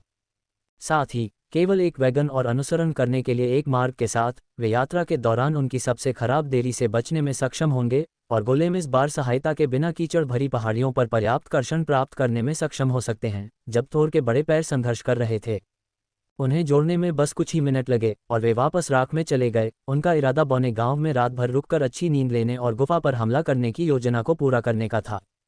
जाहिर है सेना ने सोचा कि आप बस वहां मार्च कर सकते हैं और पर्याप्त गोलाबारी के साथ उन्हें खत्म कर सकते हैं, लेकिन यह अंतिम उपाय था। गुफा में घुसने के अलावा कोई भी अन्य योजना बेहतर होने की संभावना थी। उन्होंने तब तक इंतजार किया जब तक कि शहर पहाड़ियों के पीछे नजर नहीं आया, तब तक कोई भी कुछ नहीं बोला। लेकिन जब उन्होंने लक्ष्य के आसपास के क्षेत्र को भी नहीं देखा था, तो वे योजना बनाने की जल्दी में नहीं थे। आखिरकार डग ने चुप्पी तोड़ी। आपके समूह को क्षेत्र के लोगों में से यादृच्छिक रूप से चुना गया है। उसने मोटे जनरल का मजाक उड़ाया, जैसे कि हम क्षेत्र में अकेले नहीं थे। अन्य लोग हंसे और प्रकृति पुजारी ने काल को जलाने के लिए एक और धुआं निकाला। ये सबसे ज्यादा था जो किसी ने उसे काम पर धूम्रपान करते हुए देखा था, और यह एक पक्का संकेत था कि वह तनाव महसूस कर रहा था, लेकिन इसके बारे में सीधे तौर पर कुछ नहीं कहना चाहता था। लोर्ड्स ने मुस्कुराते हुए कहा कि वह भी उसके साथ शामिल हो गई। ठीक है, जब हम घर वापस आएंगे तो हमें अपनी सारी शेखी बघाड़ने का अधिकार होगा। कल्पना कीजिए कि उन सभी सफ़ेद पोशाक वाले युद्ध के मौलवियों और गार्डों को कितनी जलन होगी जब उन्हें पता चलेगा कि यह ग्रीन ड्रैगन के मौलवियों की जोड़ी थी जिसने युद्ध में पहली रॉयल रैंक टीम को मार गिराया था। वास्तव में मुझे ये भी यकीन नहीं है कि मुख्य लाइनें अभी तक एक को पाने में कामयाब रही हैं, इसलिए यह शायद पहला ही हो। डग हंसा, क्या ये कुछ खास नहीं होगा? अगर हमें पता चलता है कि हमें युद्ध का पहला मिल गया है, तो मैं कहता हूं कि हम एक और ले लें, बस मजे के लिए। काल को पता था कि यह शायद इतना आसान नहीं होगा, लेकिन अगर वे न केवल पहला बल्कि इस मोर्चे पर युद्ध के पहले दो को भी जीत सकते हैं, तो वे निश्चित रूप से घर पहुंचने पर किसी भी स्तर के प्रचार को पूरा करेंगे। लेकिन अधिक निकट भविष्य में काल ने देखा कि समूह में हर कोई लड़ाई शुरू करने के समय की तुलना में बहुत अधिक शक्तिशाली बन रहा था। आधिकारिक तौर पर अभ्यास ने विकास दर में मदद की, लेकिन यह व्यक्ति पर अधिक निर्भर करता था कि वे कितनी तेजी से आगे बढ़ते हैं जब तक कि वे किसी प्रकार की जादुई सहायता का उपयोग नहीं कर रहे हों। ऐसा लगता है कि उनके समूह के साथ ऐसा नहीं था। अगर काल को अनुमान लगाना पड़े तो एक और महीना और समूह में केवल 3 कमांडर नहीं होंगे। गोलेम पहले से ही युद्ध की शुरुआत में जितने प्रभावशाली थे उससे कहीं अधिक प्रभावशाली थे, लेकिन काल के पास उनका न्याय करने के लिए कोई मानक नहीं था, इसलिए वह वास्तव में यह नहीं बता सकता था कि वे आरोही रैंक में कितने आगे थे। ऐसा लगता है कि उनके समूह के साथ ऐसा नहीं था। अगर काल को अंदाज़ा लगाना होता तो एक और महीना बीत जाता और समूह में सिर्फ 3 कमांडर नहीं रह जाते। युद्ध की शुरुआत में गोलेम पहले से ही ज्यादा प्रभावशाली थे, लेकिन काल के पास उन्हें आंकने के लिए कोई मानक नहीं था, इसलिए वह वास्तव में यह नहीं बता सकता था कि वे आरोही रैंक में कितने आगे थे। वह उन्हें कमांडर रैंक मानक के रूप में स्पाइडर गोलेम के मुकाबले आंकता, लेकिन राय ने उन्हें रॉयल रैंक तक आगे बढ़ा दिया था और वे पहले से कई गुना ज्यादा शक्तिशाली थे, इसलिए इससे भी वास्तव में कोई मदद नहीं मिली। वह उस आसानी से भी नहीं बता सकता था जिससे उन्होंने फ्रॉस्ट जायंट्स को मार डाला, क्योंकि अब उनके पास इतना अभ्यास था कि हर कोई जानता था कि उनके कमज़ोर क्षेत्र कहाँ हैं और वे कम से कम सोच विचार करके उन्हें निशाना बना सकते थे। लेकिन जब वह शक्ति स्तरों के बारे में सोच रहा था तो काल के दिमाग में एक अच्छा विचार आया। चूंकि वे गोलम को गांव की सुरक्षा छोड़ने के बाद ज़्यादातर समय सक्रिय रखने वाले थे, इसलिए उन्हें कुछ फ्रॉस्ट जायंट हथियार देने चाहिए जो उचित कमांडर रैंक के हथियारों की तरह काटने के लिए मंत्रमुग्ध थे। इससे उन्हें युद्ध शक्ति में एक अतिरिक्त उछाल मिलेगा, टिकाऊ निर्माण बफ के साथ आने वाले एकल ब्लेड के विपरीत। उन्हें गोलम को देने के लिए अपने साथ जायंट आकार के अतिरिक्त हथियार ले जाने होंगे और हर बार गोलम को बुलाने पर उन्हें वापस देना होगा, लेकिन इससे उनकी कमज़ोर समूहों को साफ करने की गति बढ़ जाएगी, जहां गोलम को शायद ही कभी गंभीर क्षति हुई हो। अब उनके पास लूट का वैगन था, इसलिए वे इसका अच्छा उपयोग कर सकते थे। गोलम राख के कचरे के पास कीचड़ से लगातार आगे बढ़ते हुए कीचड़ भरी ढलानों पर फिसलने से बचने की पूरी कोशिश करते हुए सभी ने आराम किया। लेकिन ऐसा लग रहा था कि थोर के बजाय गोलम का उपयोग करने के पीछे का तर्क सही था। थोर के पैरों ने उसे कीचड़ में गहराई तक डूबने से बचाया, लेकिन उन्होंने उसके खिंचाव को भी कम कर दिया। गोलेम उन्हें उस रास्ते पर आसानी से खींच रहे थे जिस पर वैगन ट्रेन कल रात लाइनों तक पहुंचने के लिए चली थी, और सूरज उगने के साथ वे कुछ सबसे खराब क्षेत्रों से बचने में सक्षम थे, जहां वे अब देख सकते थे कि कीचड़ कुछ दर्जन मीटर दूर की तुलना में अधिक खराब था। इससे वे अच्छे समय में राख में पहुंच गए, जहां उनकी गति में सुधार हुआ, और जब तक अंधेरा हुआ वे लगभग बौने गांव में वापस आ गए थे। अंतिम कुछ किलोमीटर थोड़े अधिक कठिन थे क्योंकि वे ज्वालामुखी से इतनी दूर जा रहे थे कि पेड़ बच गए थे, लेकिन वे वैगन को सुरंग के प्रवेश द्वार से 100 मीटर के भीतर ले जाने में सफल रहे। उन्होंने वैगन की रखवाली करने के लिए गोलेम को छोड़ दिया और सभी ने वापस बौने गांव में अपना रास्ता बना लिया। हम पहली रोशनी या किसी पागलपन भरी बात पर नहीं जा रहे हैं, है ना? क्योंकि न चलना जितना अच्छा है वह वैगन उतना नर्म नहीं है, तोरी ने पूछा। काल और बॉब ने एक दूसरे को देखा और कंधे उचका दिए। मुझे इतनी जल्दी करने की कोई वजह नहीं दिखती। हमें दोपहर से पहले निकल जाना चाहिए, लेकिन यह एक दिन से भी कम की यात्रा है और हम दिन के अंत में बहुत करीब नहीं जाना चाहते। काल ने सुझाव दिया। बॉब ने सिर हिलाया। ठीक है, फिर हम सुबह नाश्ते के बाद अपने सभी गियर की दोबारा जांच करेंगे, फिर निकलेंगे। इससे हम उनकी स्काउटिंग स्थिति की जांच करने के लिए पर्याप्त समय से पहले पहुंच जाएंगे, और फिर हम वास्तव में वहां क्या है उसके आधार पर एक उचित योजना बना सकते हैं। तुम क्या सोच रहे हो? स्काउट्स को हटाओ और देखो कि क्या हम खुद गुफा में जाने के बजाय वहां वास्तव में क्या है उसे बाहर निकाल सकते हैं, टेसा ने पूछा। बॉब ने सिर हिलाया। ये बेहतर विकल्प लगता है। हम 10 लोग हैं और गुफा में लड़ना बेकार है। अगर कोई दूसरा विकल्प है तो आप कभी भी गुफा में नहीं लड़ना चाहेंगे। खुले में हम रणनीति का उचित उपयोग कर सकते हैं। गुफा में हम सीमित स्थान पर काम करते हैं और भले ही ये किसी विशालकाय के गुजरने के लिए पर्याप्त हो, लेकिन ये हमें उन्हें घेरने या यहाँ तक कि उचित रक्षात्मक गठन करने के लिए जगह नहीं देगा। काल ने भौहें सिकोड़ी। राक्षस आमतौर पर रैंक में बढ़ने के साथ साथ होशियार हो जाते हैं, इसलिए रॉयल रैंक फ्रॉस्ट जायंट्स गश्ती सदस्यों को मारकर उन्हें एक बार में कुछ बाहर निकालने जैसी सरल चालों में नहीं फंस सकते। बॉब ने अपने बालों में हाथ फेरा और आह भरी। ये निश्चित रूप से एक संभावना है। वे हमारे पता लगने पर अपने पास मौजूद हर चीज़ को बाहर भेज सकते हैं और यह एक भयानक लड़ाई होगी। इसलिए कुछ भी शुरू करने से पहले हमें कुछ तैयारी करनी होगी। इलाके के आधार पर हम 2 गृहिणियों को उनके दृष्टिकोण को धीमा करने के लिए एक बेल का खेत बनाने में सक्षम हो सकते हैं। उन्होंने दोहरे वस्त्र पहने मौलवियों की ओर इशारा किया, जो ये दिखाने के अवसर पर मुस्कुराए कि वे आक्रामक जादू भी कर सकते हैं। लेकिन हम तब तक नहीं जान पाएंगे जब तक हम वहां नहीं पहुंच जाते। अध्याय 308 चतुर लड़की। अगली सुबह सभी ने आराम से स्नान किया, पादरी जादू के मुफ्त उपयोग की बदौलत, और फिर नाश्ते के बाद अपने सभी उपकरणों की जांच की, जबकि वे मानसिक रूप से दिन के लिए खुद को तैयार कर रहे थे। हॉक को स्काउट के लिए भेजा गया था और उससे पहले 20 किलोमीटर तक कुछ भी नहीं मिला था, इसलिए उनकी यात्रा की शुरुआत एक घटनाहीन होनी चाहिए। उन्होंने थोर को वैगन से जोड़ने में कोई समय बर्बाद नहीं किया ताकि गोलेम लड़ने के लिए स्वतंत्र हो सके, जबकि वह अपनी गाड़ी में कास्टरों की रक्षा कर रहा था। यह अपेक्षाकृत कमज़ोर मकड़ी के रेशम से जुड़ा था, इतना मजबूत कि यह उपयोग के दौरान टूटेगा नहीं, लेकिन इतना कमज़ोर कि टेसा आसानी से अपने भाले की एक लहर से इसे काट सकती थी अगर थोर को युद्ध के दौरान मुक्त करने की आवश्यकता होती।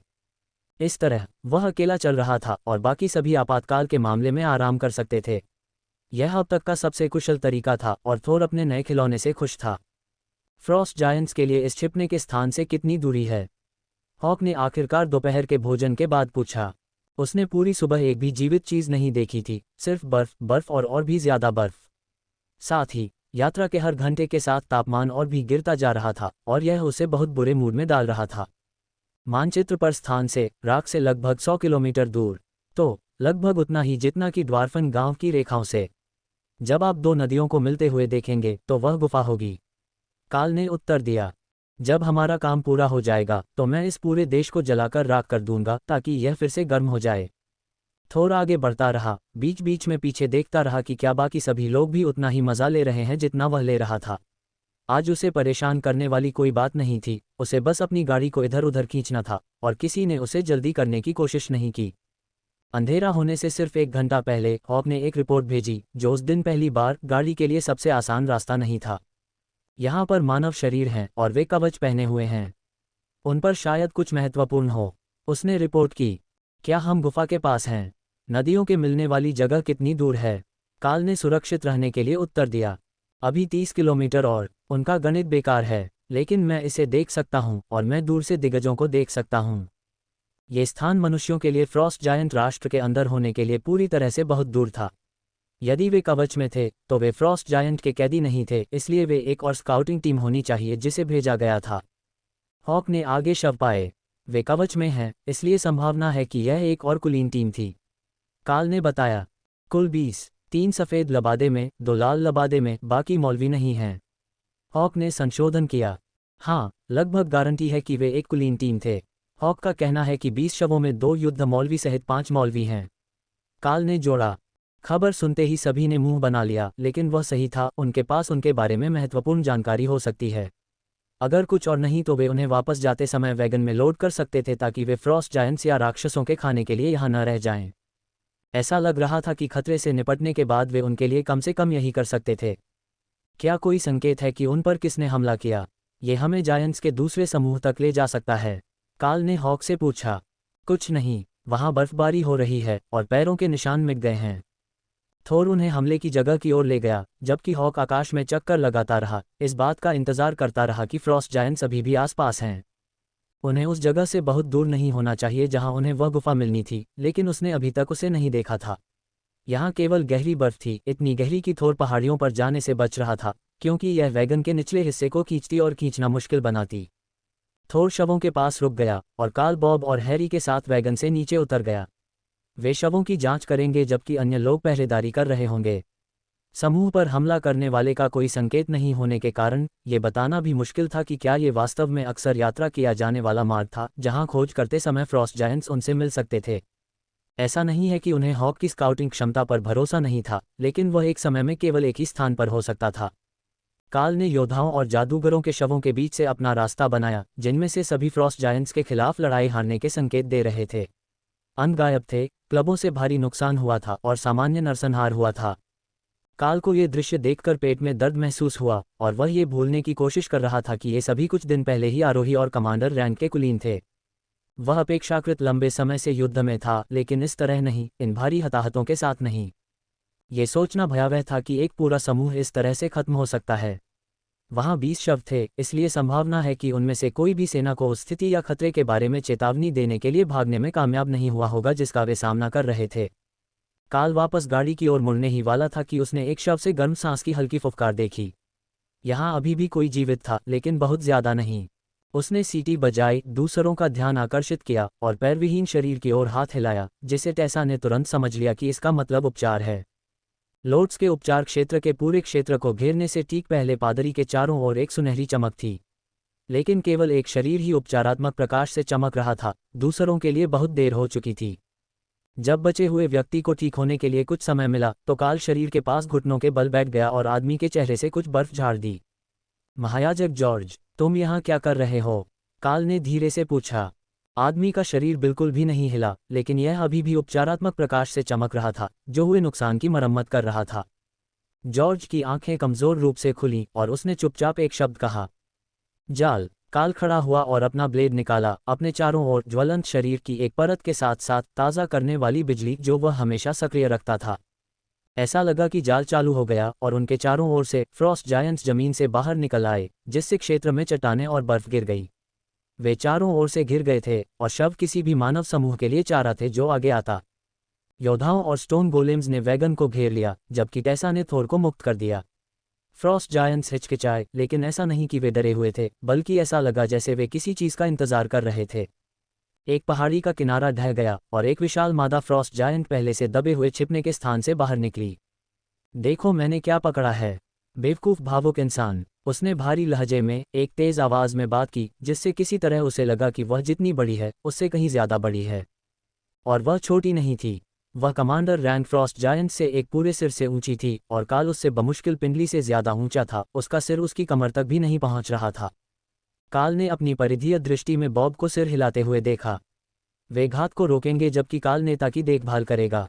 रे, वैगन की रखवाली करो, अगर वे इसे तोड़ देंगे तो थोर दुखी होगा, काल ने निर्देश दिया। ठीक है, इंतजार करने का कोई मतलब नहीं है, चलो इसे शुरू करते हैं। काल ने रॉयल रैंक फ्रॉस्ट जायंट पर चिल्लाया। राय वैगन पर दिखाई दी और अपने स्पाइडर गोलेम को फ्रॉस्ट जायंट लाइनों पर घात लगाने के लिए बुलाया, क्योंकि काल अपने हाथों में 2 हाथ वाले ब्लेड के साथ आगे बढ़ा। छोटे इंसान, मैं तुम्हें खाने का आनंद लूंगा, नेता ने हंसते हुए कहा, क्योंकि वह आश्चर्यजनक गति से आगे बढ़ी और काल के हमले को रोक दिया।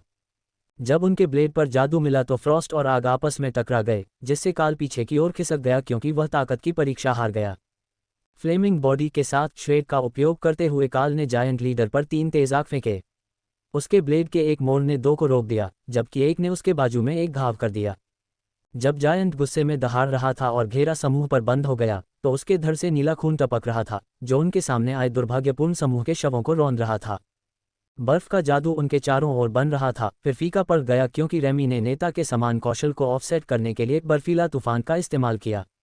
वह लगभग उतनी मजबूत नहीं थी, लेकिन रॉयल रैंक जायंट काल के उस पर हमला करने के साथ कौशल पर ध्यान केंद्रित नहीं कर सका और बर्फ केवल अंधा कर रही थी, दृश्यता को 10 मीटर से कम कर रही थी। जब वह मुठभेड़ों के बीच पीछे हटता था तो उसका सिर देखना भी मुश्किल हो जाता था, लेकिन उसकी बाधाओं को नुकसान नहीं पहुंचाता था। अगर वह दूसरों की तुलना में बड़ी और तेज होती तो ये लड़ाई इतनी बुरी नहीं होती, लेकिन वह तेज थी और चपलता ब्रेसर के साथ भी काल को बनाए रखने के लिए संघर्ष करना पड़ रहा था। अध्याय 309 द्वंद्व युद्ध। हर हमले के बाद काल को समूह से दूर धकेल दिया गया, सुदृढ़ीकरण के किसी भी अवसर से अलग कर दिया गया। लेकिन बर्फीला तूफान फीका पड़ रहा था क्योंकि नेता को लगा कि उसका मन युद्ध में विचलित होने से बेहतर इस्तेमाल होगा। अब वे मुख्य लड़ाई से 50 मीटर दूर थे और घेरे से बाहर थे। काल ने अपने पैरों पर आने वाले हमले को रोकते हुए अपना ब्लेड नीचे फेंका, लेकिन बाएं हाथ के लिए इतनी तेजी से प्रतिक्रिया नहीं कर सका कि उसने अपना ब्लेड निकाल लिया और सीधे उसके सीने पर मुक्का मारा।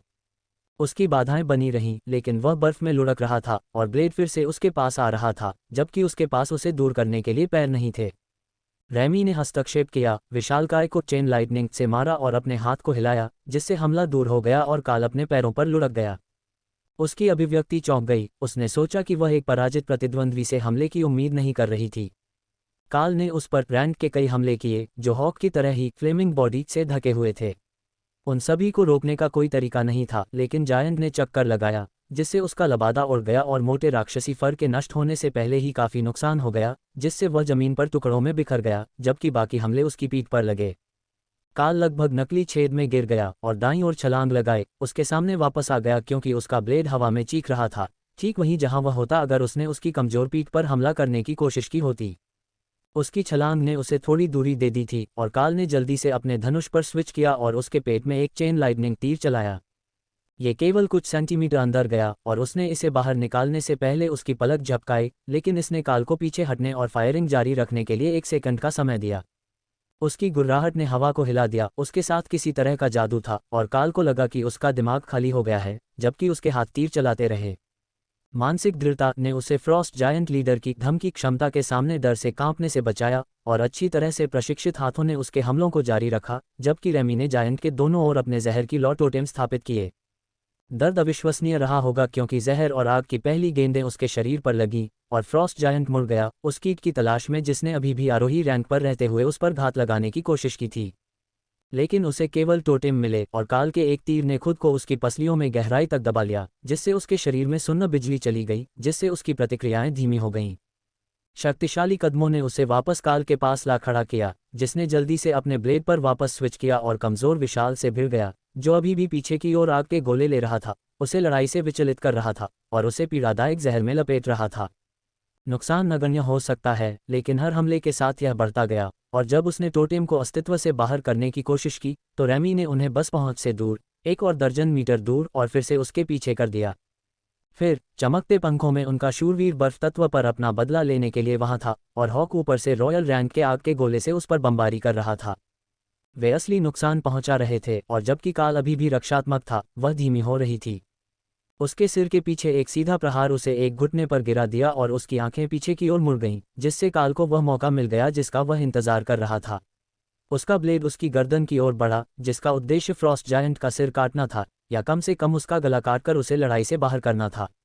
3 बनाम 1, यहाँ तक कि रॉयल रैंक फ्रॉस्ट जायंट भी उनका मुकाबला नहीं कर सकता था। यह अति आत्मविश्वास ही था जिसकी वजह से उसे सबसे ज्यादा कीमत चुकानी पड़ी। बिना देखे उसकी तलवार चमक उठी, उसके बाएं हाथ को साफ साफ चीरती हुई उसके कवच की छाती की प्लेट में धंस गई। उसका वार छोटा था, मुश्किल से उसका गला कटा, लेकिन धमनी कटने से खून का फव्वारा बह निकला। काल के शरीर में दर्द की लहर दौड़ गई जब उसने फ्रॉस्ट जायंट महिला को दूर से लुप्त होते देखा। उसने महसूस किया कि वह वार की ताकत से हवा में उड़ रहा था और वह अभी भी अपनी तलवार पकड़े हुए कटे हुए हाथ को उसके सामने जमीन पर पड़ा हुआ देख सकता था। लेकिन लड़ाई खत्म हो चुकी थी। हॉक श्रेड की तलवार उसकी गर्दन के पिछले हिस्से पर लगी और जायंट का सिर उसके शरीर से अलग होकर काल की तलवार के पास आकर रुक गया। काल एक पेड़ से टकरा गया और उसकी पसलियां और उसकी बाधाएं टूट गईं, लेकिन वह अपने पैरों पर गिर पड़ा और फिर सांस के लिए हाँफते हुए घुटनों के बल गिर पड़ा। उसके आसपास सब कुछ धुंधला था और वह दुनिया को फीका महसूस कर सकता था, लेकिन उसके दिमाग में एक विचार था। उसे अपनी तलवार वापस चाहिए थी। इसने उसे बर्फ में रेंगने के लिए प्रेरित किया क्योंकि उसके सिर में रेमी की आवाज़ की गूंज धीरे धीरे कम होती जा रही थी। दुनिया के अंधेरे में जाने से पहले उसे जो आखिरी चीज़ पता चली और उसने खुद को अपनी तरफ गिरते हुए महसूस किया, वह थी उसका हाथ अपनी तलवार को पकड़ना। काल की पूरी दुनिया दर्द और अंधकार से भरी थी, फिर उसके हाथ पर एक अजीब दबाव था और उसके कान में एक आवाज़ कुछ ऐसा कह रही थी जिसे वह समझ नहीं पा रहा था। राय ने लोट्स को युद्ध में फेंक दिया था, उसे काल के बगल में बर्फ में उड़ा दिया जहां प्रकृति पुजारी ने काम करना शुरू कर दिया। काल की बाह को कई जल्दबाजी में टांके और एक पट्टी से जकड़ दिया और फिर उसने अपने उपचार मंत्र शुरू किए। हाथ को फिर से जोड़ने का यही उसका एकमात्र मौका था। अगर हाथ कटने के बाद भी यह ठीक हो जाता तो दोनों को फिर से जोड़ने के लिए इसे फिर से काटना पड़ता और यह सिर्फ बेवजह दर्दनाक होता। कम से कम ये साफ तो था, क्योंकि गहरे सफ़ेद बर्फ में सिर्फ बैंगनी रंग का खून मिला हुआ था। मेरे साथ रहो, तुम्हें जागते रहना है, लोट्स उस पर चिल्ला रहा था, काल को अंधेरे से बाहर खींच रहा था। तुम वहां हो, अपनी आंखें खोलो, हमें आगे बढ़ने की ज़रूरत है, मेरी बैलें उन दिग्गजों को सिर्फ कुछ सेकंड के लिए ही रोक पाएंगी, उसने समझाया। काल ने धुंधली दृष्टि को दूर किया और देखा कि दो कमांडर रैंक फ्रॉस्ट दिग्गज कांटेदार बेलों द्वारा फाड़े जा रहे थे, जबकि रैमी उसके सामने ज़मीन पर बैठी थी और उन पर बिजली फेंक रही थी। काल लड़खड़ाते हुए अपने पैरों पर खड़ा हुआ, अपनी तलवार को बैसाखी की तरह इस्तेमाल करते हुए, और महसूस किया कि जब उसका हाथ वापस आ गया था और उसकी छाती पर एक गोफन में था तो वह उसका इस्तेमाल नहीं कर सकता था। ये बस वहाँ था, सुन्न और गतिहीन। बड़े आकार के ब्लेड को एक हाथ से इस्तेमाल करना आसान नहीं होगा, लेकिन मॉल या धनुष का इस्तेमाल करना असंभव होगा। उसने गहरी सांस ली क्योंकि रिफ्रेशिंग ग्लाइडनिंग ने उसके दिमाग को थोड़ा साफ किया और फिर से लड़ने के लिए तैयार हो गया। दो दिग्गजों ने उस पर मुस्कुराया क्योंकि उन्हें एहसास हुआ कि योद्धा बुरी तरह से घायल हो गया था और उन्हें रोकने के लिए इतनी जल्दी ठीक नहीं हो पाएगा।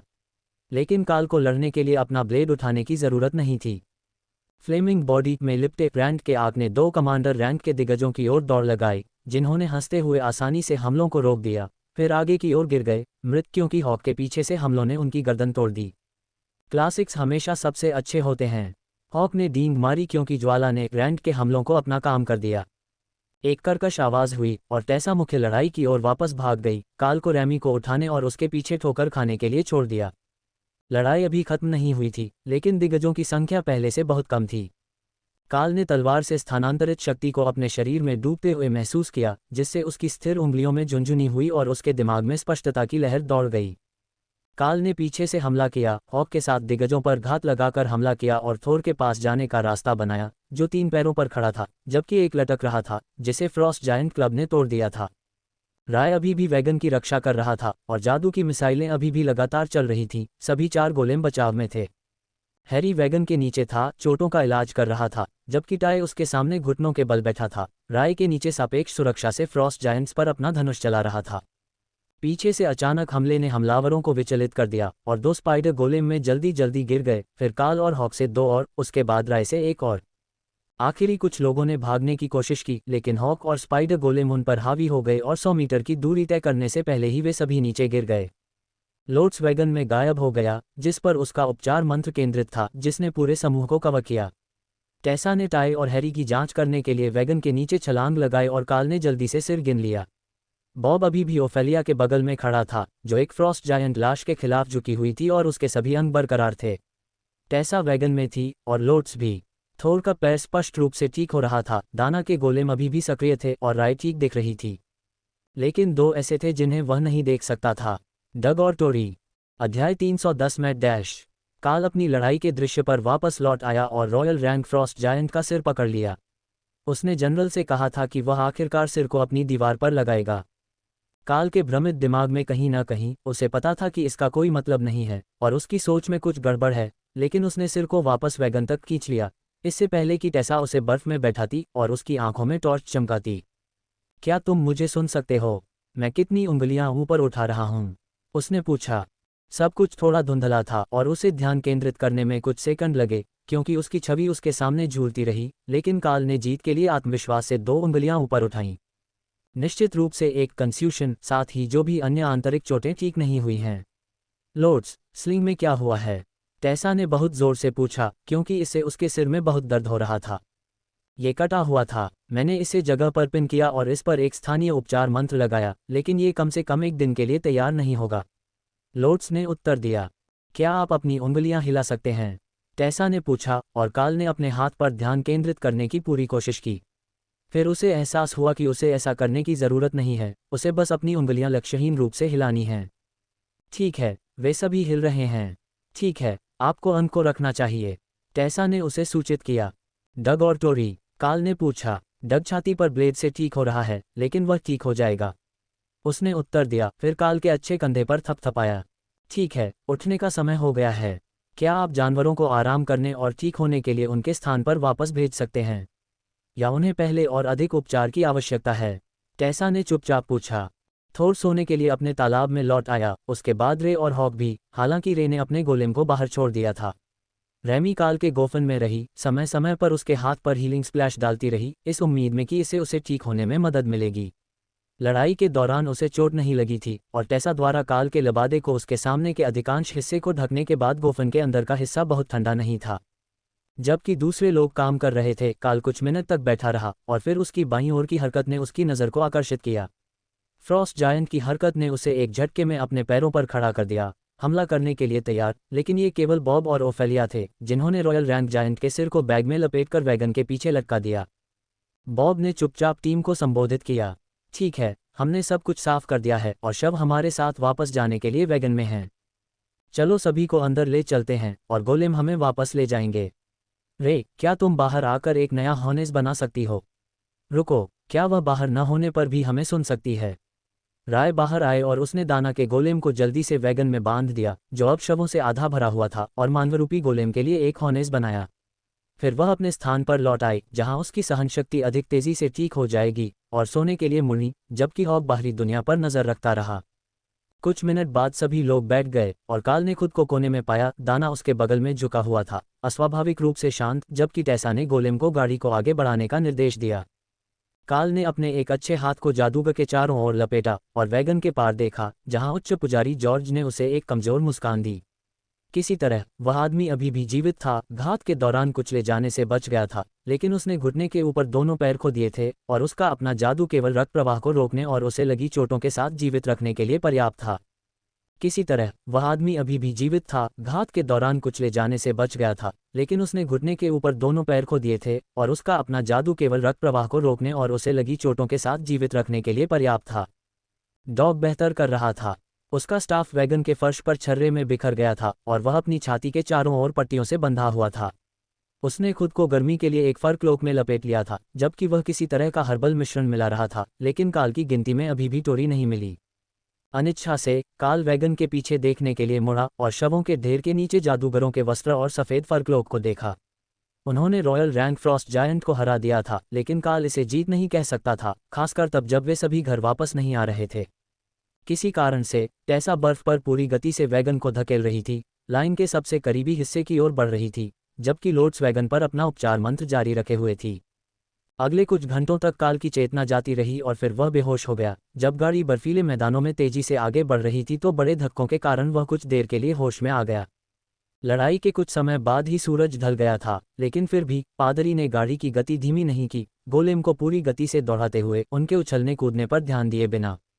कोई भी इस बारे में कुछ नहीं कह रहा था, इसलिए काल ने मान लिया कि जल्दी करने का कोई अच्छा कारण है, और तब तक धीरे धीरे आगे पीछे होता रहा जब तक कि अंत में एक फ्रंटलाइन शिविर की चमकदार स्पॉटलाइट ने उनकी गाड़ी को रोशन नहीं कर दिया। बहुत शोर हो रहा था और लोग बेतहाशा इधर उधर घूम रहे थे, वैगन से शवों को उतार रहे थे, लेकिन वह वहीं बैठा रहा, जहां वह दाना को अपनी बांह के नीचे दबाए हुए था, जबकि जादूगर चुपचाप रो रहा था और दिखावा कर रहा था कि वह सो रही है। आखिरकार एक हाथ उसके कंधे पर पड़ा, जिससे दाना जाग गई, जबकि काल को उसके अचेतन से बाहर आने में इतना समय लगा कि वह ये देखने के लिए मुड़ा कि उसे कौन ढूंढ रहा है। अब तुम्हारी बारी है, अगर तुम दोनों ट्राइज टैंक तक चल सकते हो। मुख्य धर्म के एक उच्च पादरी के सफ़ेद वस्त्र पहने आदमी ने फुसफुसाया। काल इस विचार के लिए आभारी था, क्योंकि तेज आवाज़ें अभी भी उसके सिर को चोट पहुंचा रही थीं, लेकिन लोड्स के उपचार मंत्र और ताज़ा बिजली में इतने समय के साथ उसका शरीर बेहतर महसूस कर रहा था। रैमी अभी भी अपने गोफन में थी, आधी नींद में, लेकिन बेतरतीब ढंग से बुदा रही थी और अपनी बांह पर हीलिंग स्प्लैश डाल रही थी जब तक कि काल ने उसके सिर को सहलाया और उसे बताया कि उसने अच्छा काम किया है और वह अपनी जगह पर सो सकती है। पादरी ने दाना को एक महिला उच्च पुजारी को सौंप दिया और काल को एक छोटे से निदान कक्ष में ले आया, जहां उसने आंखों में रोशनी वाली बात दोहराई जो टेसाने की थी। अभी भी कोई चोट है? काल ने पूछा। पुजारी ने सिर हिलाया। ये ठीक हो रहा है, लेकिन सुबह तक ठीक नहीं होगा, सबसे अधिक संभावना है। आपने जितनी जल्दी यहाँ वापस आकर अच्छा किया।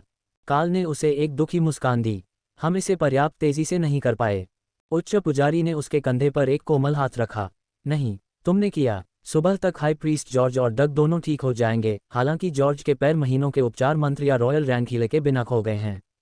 लेकिन इससे भी महत्वपूर्ण बात यह है कि उनके साथ हमारे पास पुनरुत्थान अनुष्ठान करने के लिए आवश्यक 6 हाई प्रीस्ट थे। अगले 48 घंटों में टोरी को उसके लिए किसी परिचित जगह पर फिर से प्रकट होना चाहिए। काल ने हाई प्रीस्ट को बस पलक झपकाए, इसलिए उसने समझाया। 2 बुनियादी पुनरुत्थान मंत्र हैं। एक उन्हें मृत्यु के 10 मिनट के भीतर वापस जीवन में लाता है, लेकिन केवल एक रॉयल रैंक पादरी या मेरे जैसे कुछ चुनिंदा उपचार विशेषज्ञ हाई प्रीस्ट ही इसका उपयोग कर सकते हैं। दूसरा 6 व्यक्ति अनुष्ठान है जो एक आत्मा को जो अभी भी अपने शरीर से जुड़ी हुई है, उसकी यादों को बरकरार रखते हुए एक नए शरीर में डालता है। वे आमतौर पर किसी ऐसी जगह पर दिखाई देते हैं जहां उनकी अच्छी यादें जुड़ी होती हैं, और फिर उन्हें किसी को ये बताना पड़ता है कि वे कौन हैं, या चर्च में आना पड़ता है जहां हम इसकी पुष्टि कर सकते हैं और उनके रिकॉर्ड अपडेट कर सकते हैं। तो वह ठीक हो जाएगी और जल्द ही अकादमी में वापस आ जाएगी। काल ने उम्मीद से पूछा। अकादमी में वापस नहीं, सबसे अधिक संभावना है। मैंने इंजेक्शन के प्रभाव से नए शरीर के बनने के बारे में कभी नहीं सुना है, इसलिए वह अब एलीट नहीं होगी।